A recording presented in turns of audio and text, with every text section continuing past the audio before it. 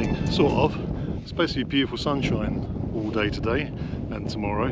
The weather's changed literally in about 8 hours before going. It's showing it's going to cloud over tonight and rain in the morning, but that's Dartmoor for you. So I'm up on Wind Tour at the moment, and it's living up to its name. I haven't got my normal microphone on, so apologies if the sound isn't as good, because my Rode mic, I lost the wind muff for it, and the new one that I've ordered hasn't turned up yet. So I'm just using the mic on the camera, so apologies if the sound isn't great. But it's a stunning tour. It's a beautiful spot up here. It really is picturesque. There's shrubbery. Yeah, there's greenery. There's nice big flat places of grass. I don't think I've seen anyone camp here before. I should be meeting up with someone later on who's coming up here. Ash from West Country Wild Camping. Scott's supposed to make it, but from Diabetic Wild Camper. But yeah, he's renowned for being late, so he'll probably get here in a couple of days' time when we've packed up and gone. Anyway, I've got a new tent to try out tonight. So this has been sent to me. It is a free testing tent, so it looks pretty good. I have put it up in the garden once. I've seam sealed it. I didn't do the best job in the world of seam sealing it, I must admit, because I used Silnet and it was nowhere near as good as the actual mix that I did on my previous tents, where I just used white spirit and silicone and then mixed it to the right level that I was happy with. Yeah, it was terrible, but hopefully it hasn't all stuck together. I've left it for 2 days now to dry it, so yeah, I'm going to get that up. It is pretty windy, so hopefully the tent will be up to it.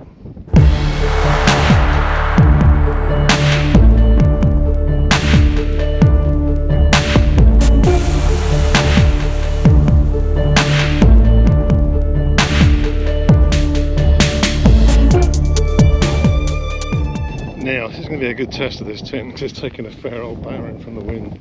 It goes up pretty easily. I've got a bit of an angle here at the top. It seems to be pulled over to the right.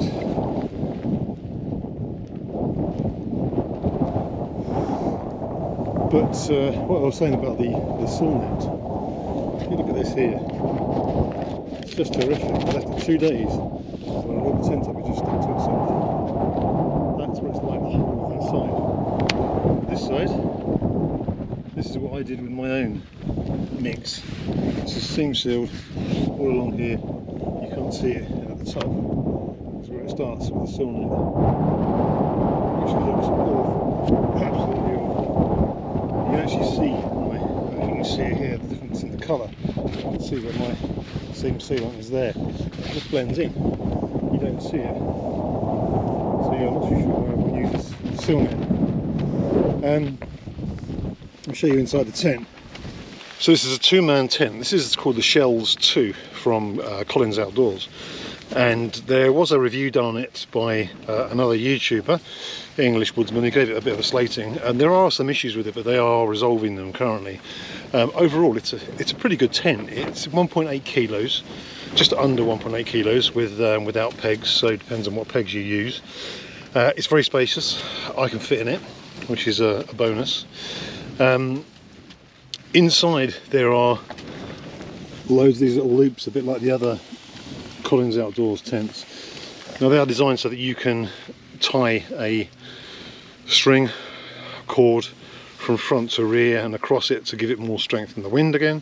You can also put, you know, a washing line, so a drying line, hang it up across the top as well if you want to, or just use it to hang your lights on, your lanterns. So one of the issues I've found is the corner guy outs here. Now you can connect these to the end of the vestibule ones. The problem is it then sort of raises this up and it floats. So I've used 2 extra pegs and pull it a bit nearer, but it doesn't really keep the bottom flat. And once you're inside here, you know, and all your gear's in here, it's going to be fine. But it's just one of those little things that need to change. Apparently they are putting an upstand in here with a connector at the bottom, so it'll pull the bottom out as opposed to pulling the top out, which would be good. Vestibule wise, there is not a huge amount of space. It's not too bad, but I wouldn't be too happy cooking in it in bad weather. So if I want to zip the top up and you've got ventilation, because obviously It does have a two-way zip, so you can zip from the top or the bottom. It's not the best space. However, there is a way around it. I quite simply unhook these. I say simply. Unhook that one.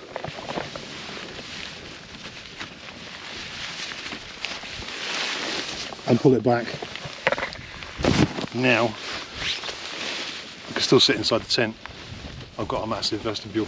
This is a huge amount of space, so there's tons of space to cook. And you can see the sort of width.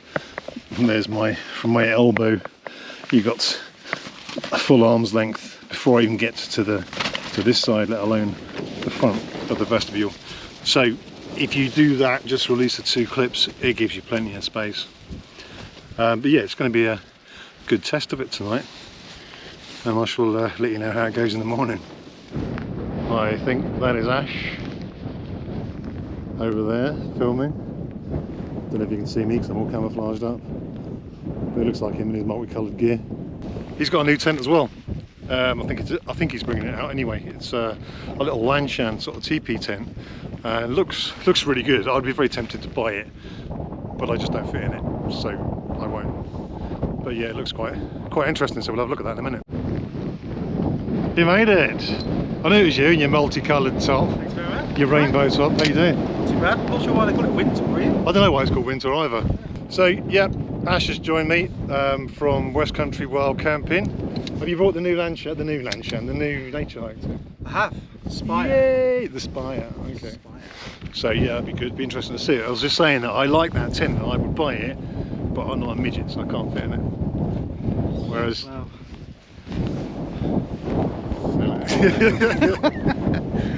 Yeah, it's not designed for me, but it's interesting. Right, I'm going to watch him get his tent up in this wind. It should be fun.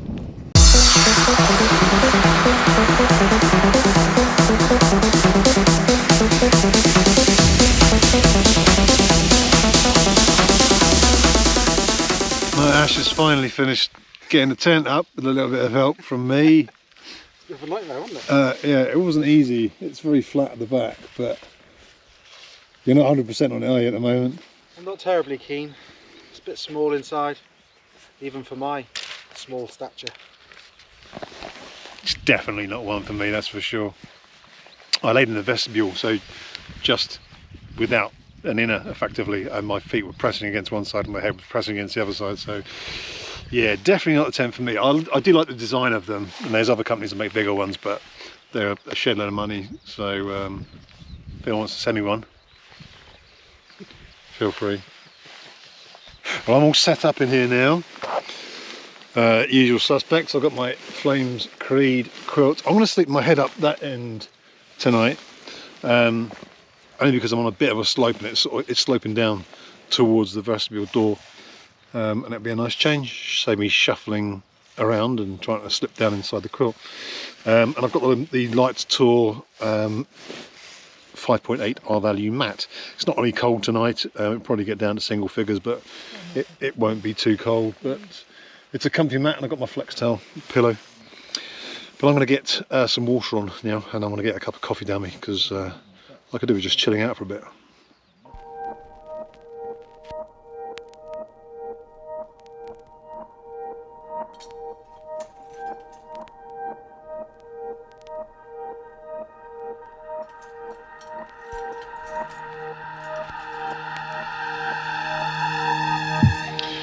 Right, well, it's 7:30. The gods have paid on us again. Been about 3 sort of little mini rain showers that we've had. It's supposed to be sunny all evening, a nice sunset, but I've just done a time lapse and that didn't really come out well. So Ash has had his food. I'm just eating mine. I've got my gone back to my soba noodles. Big pot this time though. Yeah, after the failure of the last couple of proper camping meals that I had that were bloody awful. Yeah, back to my soba noodles and breakfast. Looking for some ultralight, massive tin of Heinz baked beans and sausages. It was all I could find at home, so I just grabbed those. But I have got some Jaffa cakes for pudding. So yeah, I'm going to eat this, and we've just been chatting and nattering and trying to do a time lapse of a non-existent sunset even, not sunset. Right, I've come back inside the tent. It is absolutely freezing cold out there. I wasn't supposed to get down that low tonight, but it is very, very chilly. I'm going to test out a new torch as well. It's been sent out to me by a company called Trustfire. This is the MC1, which is a tiny, tiny little torch, as you can see by the size of my head next to it. Only weighs 44 grams. It's 1,000 lumens. So it's got a magnetic charger on the side here, very similar to the Olights. The build and the quality is very similar to the Olights as well. It's got a lock mechanism, so you just press and hold it, and it's got a memory as well. So press and hold it will unlock it. This gives you 15 lumens. The next level up is 168, and then it goes up to 1000 lumens. Apparently it's got a strobe on it as well, but I haven't managed to find that yet. So I'm not too sure how that works. I can't see it in the instruction manual. It has a lifespan on full power, 1000 lumens, of 75 minutes, and it goes right up to 35 hours on the 15 lumens. So if you used it just inside a tent, then you're gonna get forever out of this. What I find is quite nice is it's got a little clip, so I can just clip it on the front of my hat if I've got one on, and use it as a head torch as well. The clip is also a double clip, so it will also clip down that way to go onto a belt or anything else, so you can carry it around. I'll take this outside and I'll show you in the dark. It's got a really, really decent light on it. Maximum beam is 129 meters on 1000 lumens, which you don't really need, but it's more than enough for such a tiny little torch you can just put in your pocket and you wouldn't even know it was there. I'll show you the video on my phone, so the sound quality probably won't be as good, but the picture quality will be better because my phone picks up low light a lot better than the GoPro does. Right, so this is the torch here, and this is on 15 lumens, so this is the lowest it goes to. And if I click it again, we're at 168, so you can see it's pretty bright, throwing a fairly decent distance. And then if I click it again, you've got 1000 lumens. That is more than enough to see wherever you want if you had this connected to your head torch or to your head and your hat. And there's Ash's tent, there's my tent. Yeah, it lights up right across the tour. Pretty decent. Right, so hopefully that came out pretty good on the phone. It's really quite impressive for such a tiny, tiny little torch. 1000 lumens, it's more than enough for what you need for camping, that's for sure. And obviously it's so small and light. This is only about 35 quid as well, so it's a pretty decent bargain, and I'll put a link in the description as to where you can buy it. It's available on eBay as well as from the website, so you can choose wherever you want to go, but I'll put a link in the description for you. And yeah, if you want a new little torch, get one of these. Right, it's been a fairly uneventful evening. We've just been sitting in the tents chatting to each other through the walls. Ash is squashed up in his tiny little tent. I will show you it in the morning, see what sort of space there is inside it. Well, actually, I probably won't, because he'll probably be gone before I get up. He's going to be leaving early in the morning. But I'm going to get my head down now, and I will see you guys all tomorrow morning. Good morning. Well, it's 7 o'clock. It has rained pretty much the whole night, and it's been quite windy. Wind tour has certainly stood up to its name. The tent has fared well. I must admit, I'm quite impressed with the stability of this. I've set it so the back end is into the wind, the lower end, so it's more streamlined. But we were getting hit by probably 25-30 mile an hour gusts. It wasn't constant, it wasn't a really, really windy camp, but there was some pretty high gusts just smacking into the tent. And this was stable as anything. I could hear it outside really bashing it, and I thought the tent would be wobbling about everywhere. But the inside of it was just solid, really, really solid. I'm quite impressed. There's a couple of downsides. There are no pockets in this tent. It's the same with all the other Knot products, or were Knot products, and now Collins Outdoors. There's no pockets in them at all, which is a bit weird.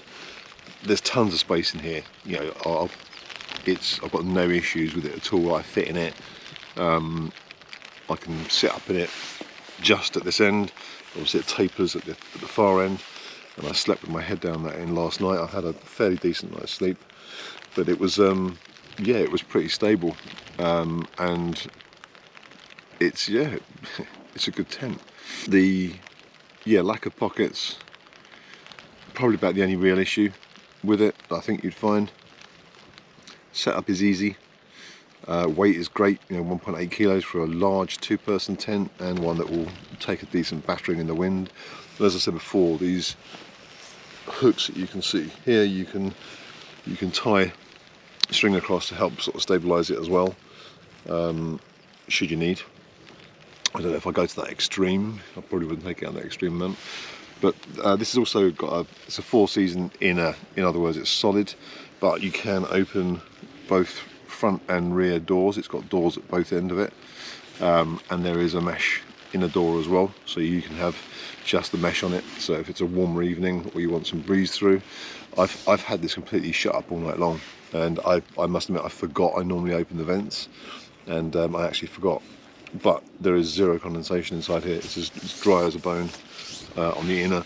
The outer fly is there's a tiny bit of condensation on the inside of the outer fly. That's it. So yeah, it's a good tent.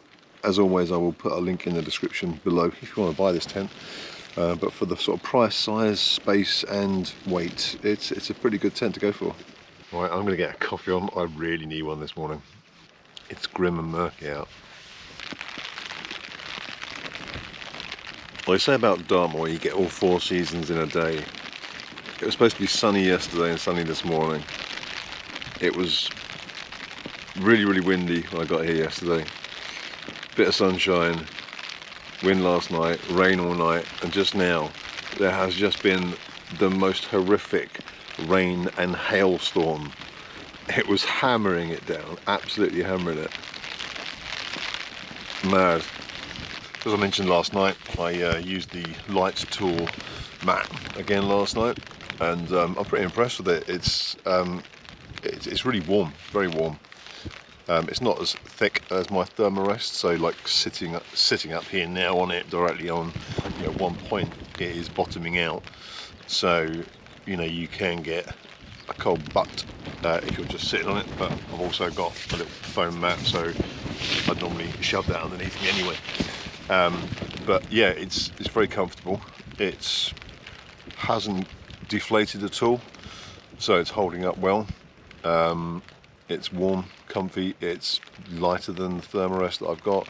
It packs a lot smaller than the Thermarest, and obviously it's about half the price. So if you are looking for a decent winter mat, I'd have a look at this Light Tool. I'll put a link in the description again below as always. But yeah, it's proved to be a pretty decent mat, and a good mat for winter use if you want one. So luckily, as soon as I put the tent down, a storm ripped up out of nowhere, and I didn't put my waterproof trousers on. I'm absolutely drenched. Well done. Perfect timing. Anyway, I'm all packed up. Leave no trace. As always, this is where I was. I'm going to leg it back to the car now. As always, thanks for watching the video. Hope you liked it. If you did, hit thumbs up, and if you're not a subscriber, hit the subscribe button, and I'll see you all on the next one.